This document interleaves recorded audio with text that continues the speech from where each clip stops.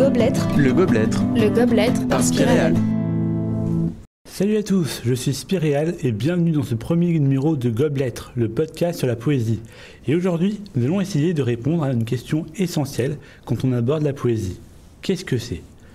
En effet, la poésie n'a pas de forme prédéterminée et est découpée en plusieurs styles. Les rimes et la mise en page peuvent être abandonnés par certains styles de poésie, comme le calligramme qui utilise le dessin pour forme. Alors je vous propose une définition qui ne tient qu'à moi, assez empirique cependant. La poésie, c'est ce qui se prétend être poésie.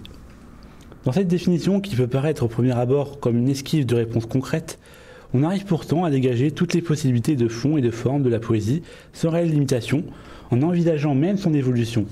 Cela permet aussi, et c'est très important, de ne pas dénigrer le travail ou le talent d'un poète en interdisant à quiconque de réfuter le statut de poésie de son œuvre pour tel ou tel motif.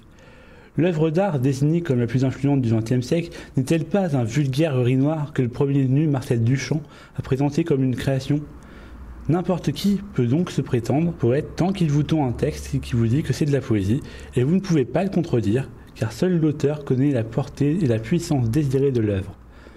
Mais alors, me direz-vous, qu'est-ce qui sépare une bonne poésie d'une mauvaise ? C'est une notion assez globale et différente que j'appellerais la poétique, et qui consiste à provoquer volontairement, de n'importe quelle manière, une réaction, voire une émotion chez le lecteur. Voilà ce qui différencie un rimeur d'un bon poète. Et comment passe-t-on d'un texte d'une platitude insoupçonnée à un bijou poétique ?